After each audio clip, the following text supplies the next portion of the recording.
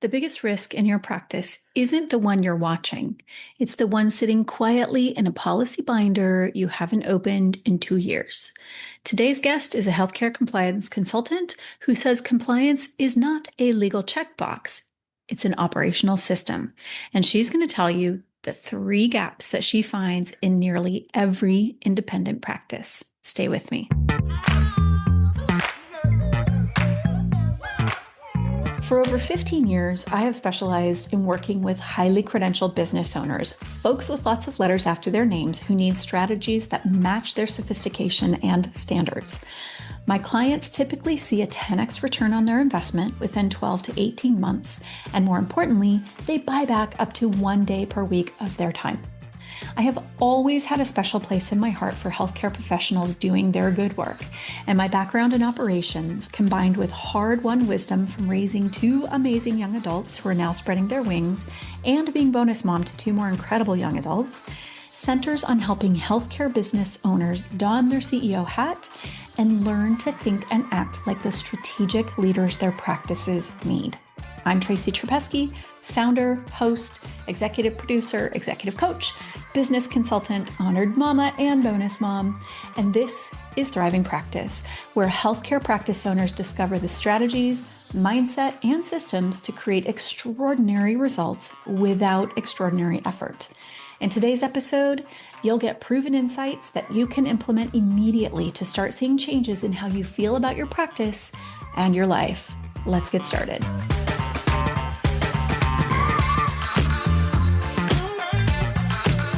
Welcome back to Thriving Practice Podcast. I'm Tracy Trapesky, and today I am talking with Dr. Natasha Guess, founder of Guess Compliance Consulting, a healthcare compliance consultant right here in North Carolina. We discovered mid-conversation that we are practically neighbors. Now, before we dive in, I want to share with you that today's episode of Thriving Practice is proudly sponsored by Tracy Trapesky International. For over 16 years, we have been the trusted partner for healthcare practice owners who want to scale their practices while reclaiming their time and energy. From our Practice Growth Readiness Intensive to private coaching and the Thriving Practice community, we provide the sophisticated strategies and personalized support that accomplished professionals deserve. Learn more at practicesuccess.co. That's practicesuccess.co.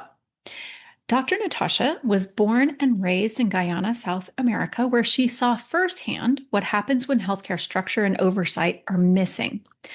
That experience shaped her entire career. She came to the US, she spent years inside the healthcare system, and now she helps small and mid-sized practices, both in the US and Canada, build their compliance into their daily operations. HIPAA, Medicare, Medicaid, state regulations, vendor agreements, she covers it all. And she makes it feel manageable instead of terrifying. In this episode, we talk about why having a policy on the shelf is not the same as being compliant, the 3 gaps she finds in almost every practice she works with, and the one thing that you can do this week, not someday, this week, to shore up your foundation. She also shares resources, including her HIPAA template kit and a free compliance assessment, which are both linked in the show notes. What I really loved about this conversation is how passionate Natasha is about the reality of practice ownership. She knows you're wearing 10 hats. She's not here to scare you. She's here to make this simpler than you think it is. So let's dive in. Dr. Natasha Guess, thank you so much for coming on the show. Thank you so much for having me. It's an absolute pleasure. I'm really excited to have this conversation today. I'm sure the word compliance doesn't necessarily get people excited. However, I love the approach that you take for compliance. And so I'm just thrilled to have you here. I want to learn more about what you do. And we just learned that we're both in North Carolina. So hi, waving neighbor. Hello. Yeah. Yes. So take it away. Tell us about your consulting services. So I am, and that some people may know this from just being on podcasts and guesting and stuff like that, but I was born and raised in Guyana, South America, and it's a third world country next door to Brazil. And throughout my time there, being born and raised, I saw a lot of deaths and illnesses Mm. that could have been prevented if there was an healthcare structure in place. And, if we had the government actually paying attention to its citizens and their health needs. So I knew from then I wanted to be in healthcare. I wanted to make a difference. And once I moved to the US, I found that the US has an amazing healthcare system. They have the structure, they have the rules, the regulations, and that's what led me to compliance. I love learning about laws. I love ensuring that the regulations that are in place, that providers and healthcare companies, that they're understanding these regulations and implement them so that at the end of the day, their patients are protected.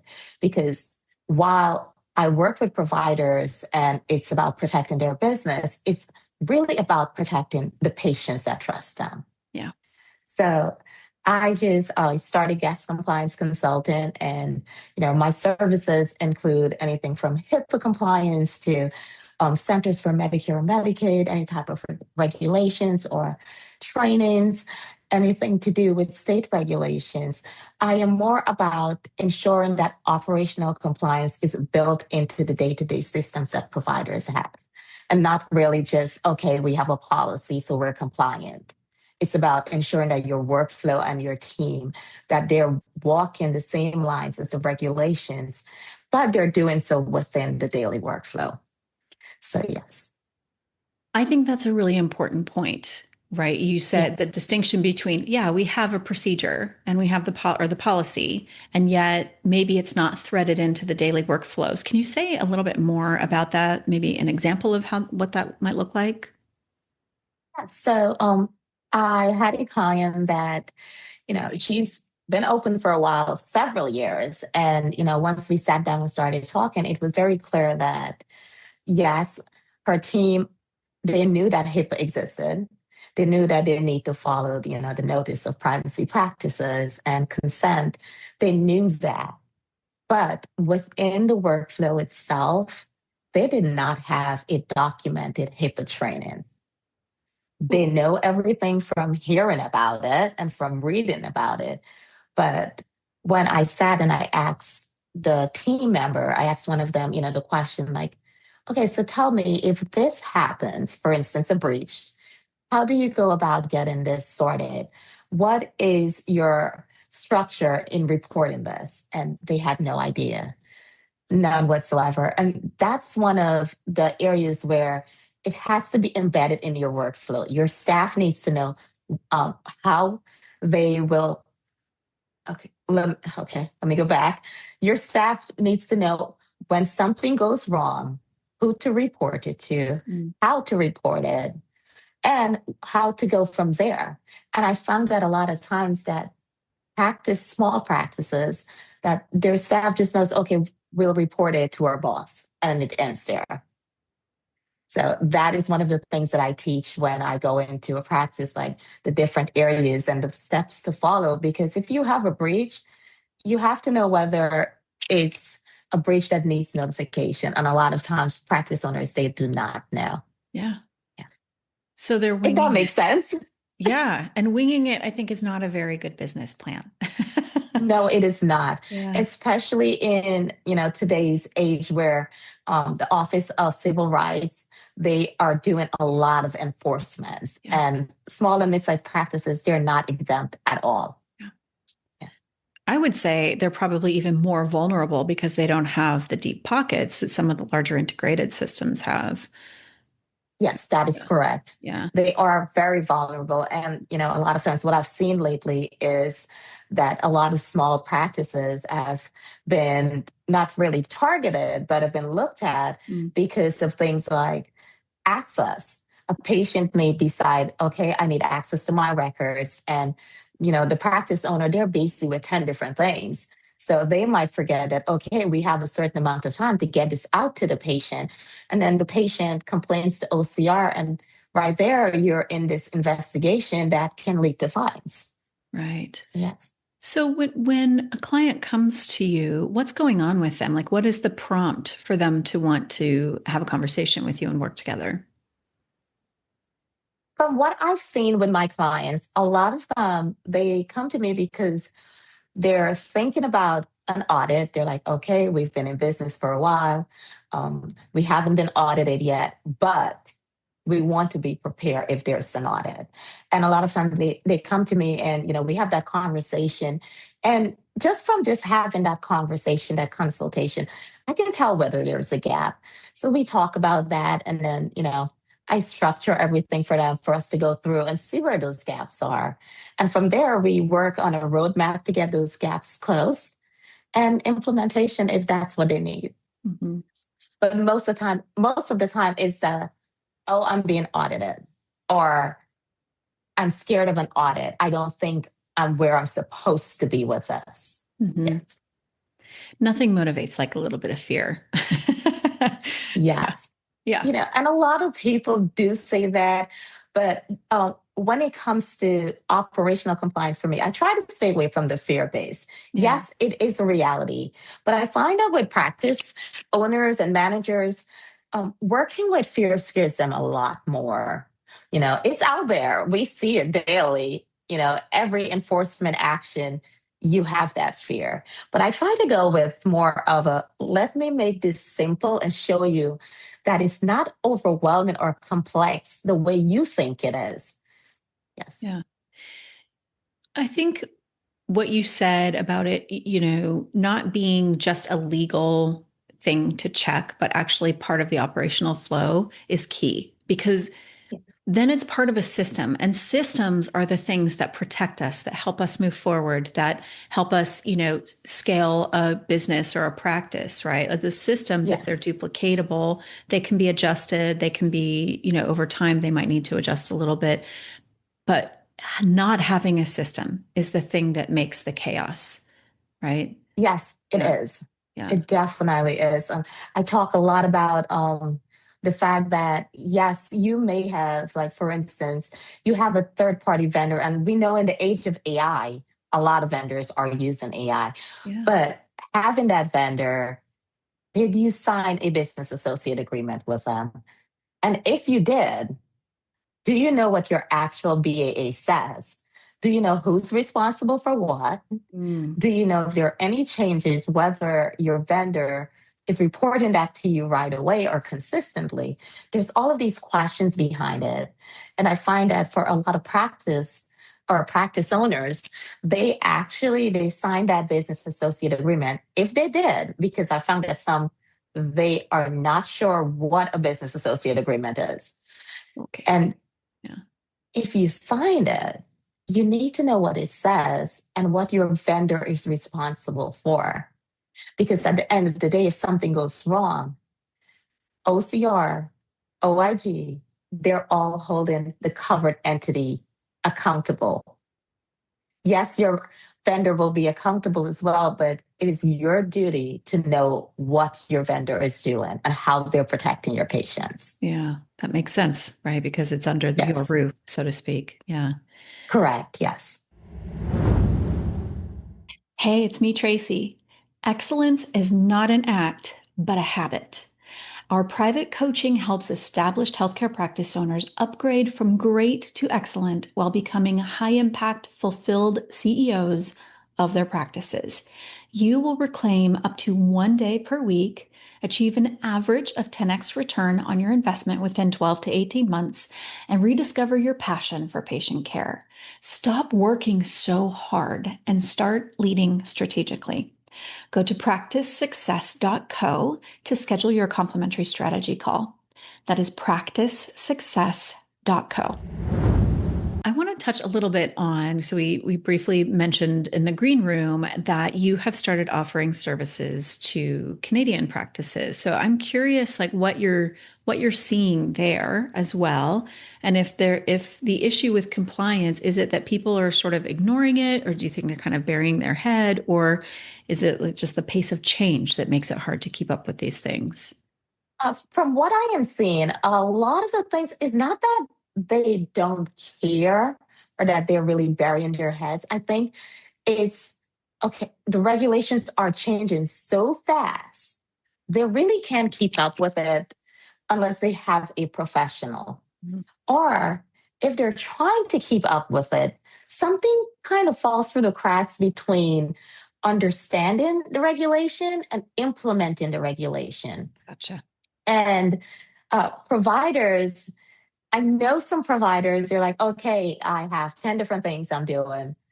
You know, I've never been audited. And Yeah. I have spoken to some providers that are like that. I've never been audited.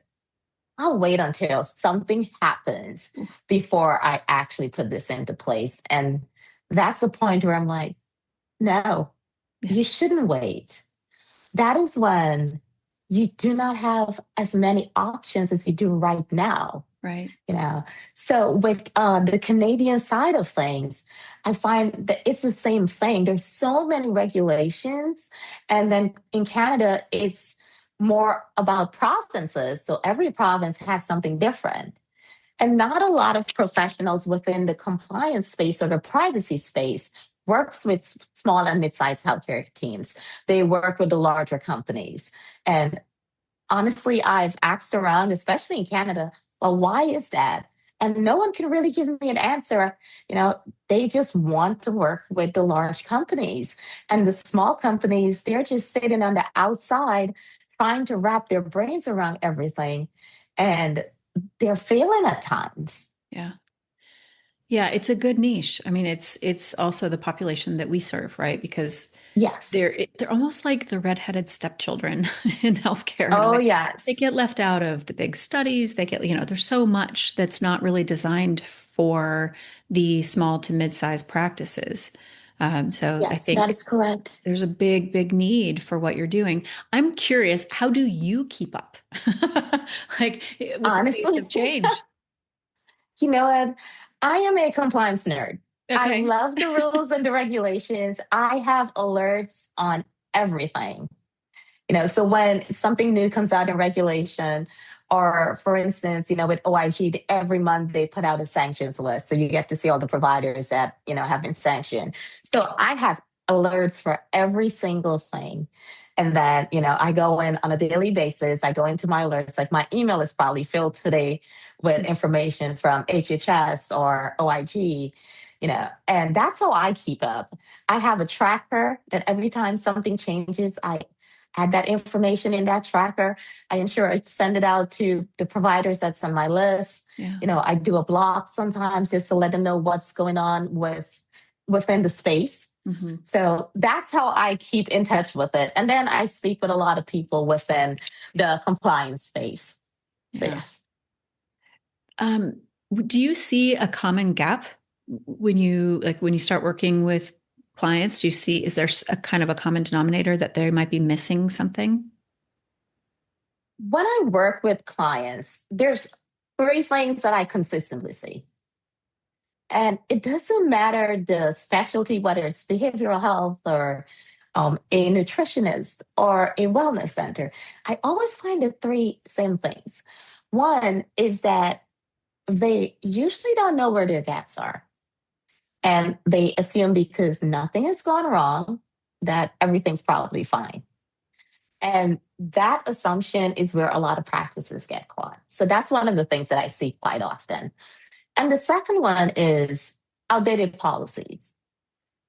Most practice owners, when they started their business, they downloaded a template from somewhere on the internet. They put their names on it, and that was it. Never looked at it again. They're just like, okay, we have our template, we're good.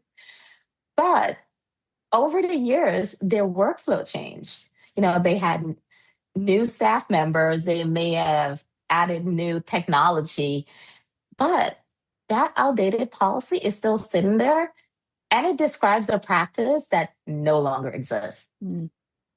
So that I see that quite often. And I know it has something to do with the fact that they're wearing 10 different hats. Yes. Yeah. Yeah. So, I understand that. And then the final thing that I see a lot, and especially lately, is the absence of any type of system that allows them to stay compliant over time. We have practices that they're growing and they're scaling, and they just tend to treat their, I guess, their systems like a one time project. And when you really need to like look at that as an operational function Yeah. and look at that ongoing. And every time, and I try to tell practice owners this, every time they grow without updating their compliance structure, they're creating new gaps. And a lot of times they don't even realize it. So those are kind of the three things that I see a lot. Does so so their compliance needs, I guess, would Yes. change as the practice grows in size, or if they bring on more providers or something. Is that what you mean by that? Yes, the Yeah. structure definitely changes because if we Yeah. look at it, you have one provider with their staff member, Hmm. and that provider may be doing documentation, they're writing up their charts and they're billing and everything one way. And then they hire two additional providers and more staff. And now you have three different providers documenting their patients differently. So now you don't have a standard. Yeah. Now, in that case, when you submit a claim, you may get a rejection because, well, one, this does not match the actual patient information or the documented information for the patient. So, those are the type of things that I see while you're growing and scaling. And your compliance has to grow and change with that. Yeah. Okay, that Yes. makes And sense. that's why policies and procedures functioning the way the organization works is so important. It's we on the operations side, we don't do the compliance work, but we call it the office Bibles, and they need to be like a living document. It needs to be Yeah.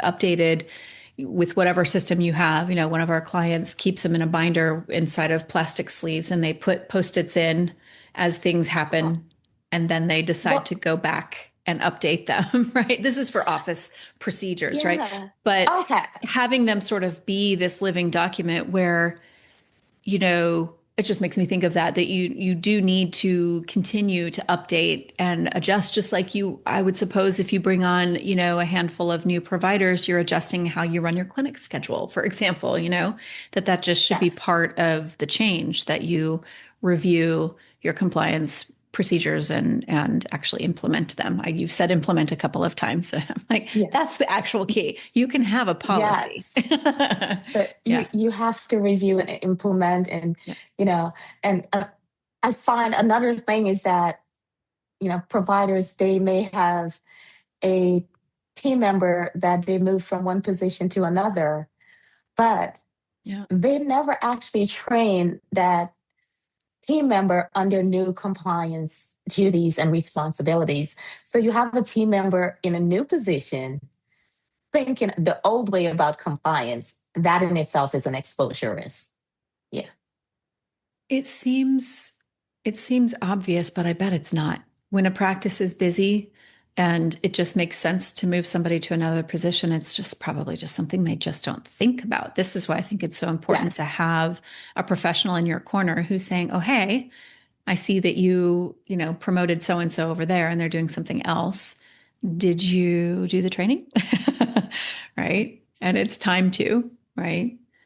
Yeah. Yes, that is correct. Because I see that a lot. I have friends that are providers, and I know they're extremely busy. Mhm. So extremely busy. So I know and I see where the gaps can occur. Yeah.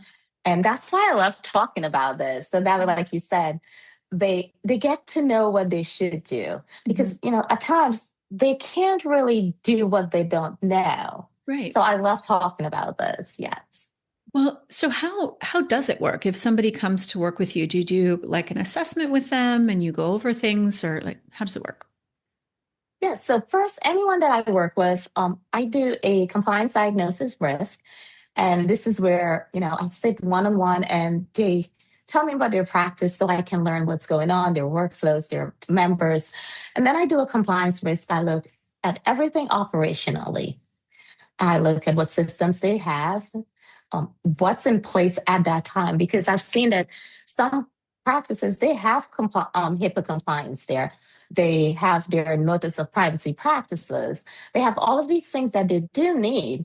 But then when you actually dig further and you start reading, it may be something from 2 years ago, or like the notice of privacy practices just were updated in February because of 42 CFR Part 2. And my thing is like, did you update your NPPs to follow this? So those are the type of things that I look at. I look at the website, see if they have their privacy policies there, look at their consent. And one of the big things that I do that I find that is really needed is looking at those vendors, taking a look at your vendors, see if you have that business associate agreement. Because like I said, a lot of times practices do not even know what it is. Yeah. So I look at all of those things. I go to step by step, and then, we go from there. Once I find the risk, we talk about it, and then we go from there. Excellent. If somebody's like listening right now and they've never done a real compliance assessment, what do you think is something that they could be looking at like this week that they could start doing this week? Not someday. The first thing I would say, because it is so important. I know we have EHR systems, we have schedulers, we have all of this information going. And a lot of providers, they have a vendor that handles it. I would say reach out to your vendor, ask for that business associate agreement, and then go through that agreement and see what they're responsible for, see what you're responsible for. And do this annually, quarterly. I would say quarterly, take a look at your vendors, because at times we change vendors or vendors may add a different service. Just take a look at that. That is one of the most important things, because if something goes wrong, you need to know how to handle it. So look at those business associate agreement. And just for reference, I had one client and, I asked her about it, and her thing was like, oh, what is that? I'm like, do you have a contract with your vendor? And she's like, yes, I do. Did you read the contract? Oh, no, that was too long. And I'm like, well, if you don't read your contract, how will you know if something goes wrong and what happens when something goes wrong? So, come to find out, she never received the business associate agreement because it was something that she needed to ask for. So that's why I would say, look at your vendors. And if you need to, get those business associate agreements in your hands. Yeah. It protects you and your clients. Yes. To acknowledge how hard it can be and how many, you talked about hats, we talk about hats too, like how many hats a practice owner is wearing when they're a provider owner. You're not just a clinician and a business owner. You're also a mentor, you're a leader, you have to be a strategist, you have to be the compliance officer, you don't have to, but those are the roles that you often end up playing. And there is a time and a place for a well positioned professional in your corner. And I would say, my advice, if somebody said, I have limited resources, where should I be, allocating them? I would be recommending allocating them to the places where you have the most risk and the places where you lose the most time and potential revenues. And that's where you stop the leaks and you take care of those things. And so if anybody is listening and you're going, yeah, I'll deal with it later, because that's what happens. I'll do it next week. I'll call next week. I'll call today. Right. Like really, call today. Having a strong compliance foundation is one of the most important things that you should have. Yeah. Someone asked me the question one day, they're like, well, I do operations, the operational side of things, and you handle the compliance side of things. But they're like, but I can't function if compliance is not in place at the beginning. And that is so true. Yeah. Because everything hinges on your compliance foundation. Yes. You said something in your intake that really struck me about the one piece of advice you would give. So I would love to ask you that question now. What is the one piece of advice that you would give to a practice owner? I would say, do not wait. Definitely do not wait. Stop feeling like, okay, I need to get everything together and then I'm ready. And I say that with so much compassion because I understand the feeling. I've been there. And I know there's always something that's more urgent, sorry. There's always another patient to see, there's always a staff issue to handle, there's always a revenue problem to solve. But compliance is something that sits in the corner quietly because of all of these other areas. And even though it's quiet, it gets louder while everything else you're doing takes priority. And I want every practice owner to understand this. The gap between where you are and where you need to be never closes on its own, especially with compliance. It never does. And it doesn't get smaller with time. So start with a honest assessment of where you stand. Look at all of your documents, look at what you're missing. And this is not for you to feel bad about what you find, it's just for you to know, because you really cannot fix what you don't know or what you haven't named yet. So once you know your gaps and you know where those gaps need to be closed, you'll always find that closing them is far less overwhelming than the not knowing about them.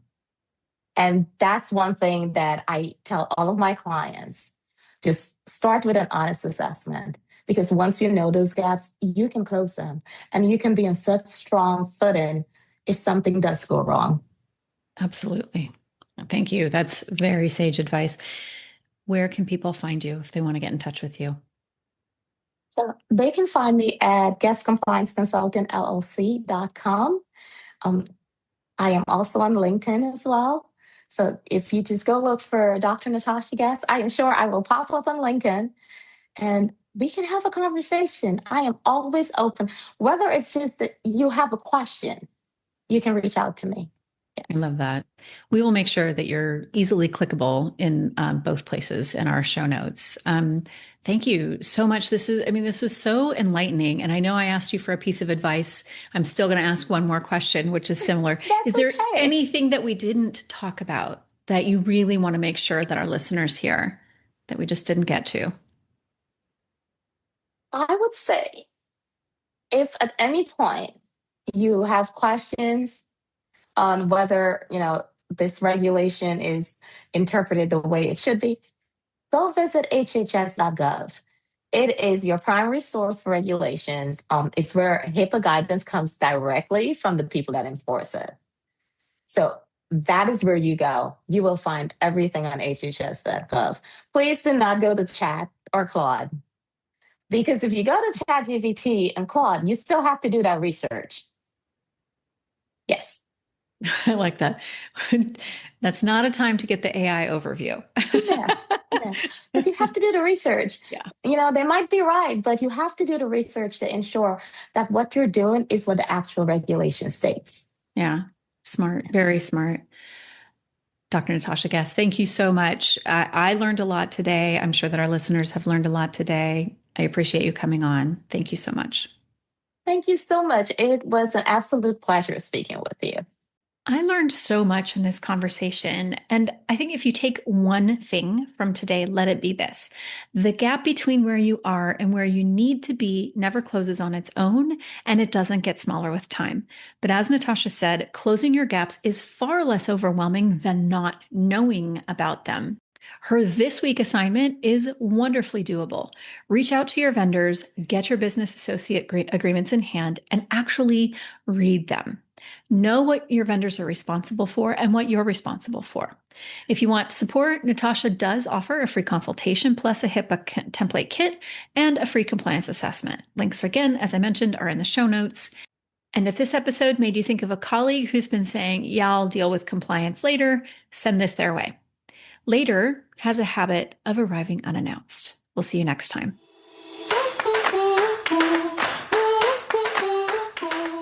Here's what I want you to remember from today's conversation. Your practice has untapped potential, and you already have what it takes to unlock it. The question isn't whether you can create the practice and life you envision, it's whether you're ready to take the next step.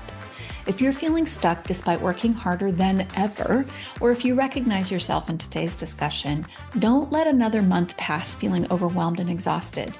Your patients need you at your best, and you deserve to fall back in love with your practice.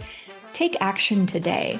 Visit practicesuccess.co to explore how we can work together, whether that's through our Practice Growth Readiness Intensive, joining the Thriving Practice community, or discovering if private coaching is right for you. Your future self is counting on the decision you make right now. Stop tolerating burnout and start building the exceptional practice you have always envisioned. The moment you say yes to getting support, everything changes. Thanks for listening, and I'll see you next time on Thriving Practice.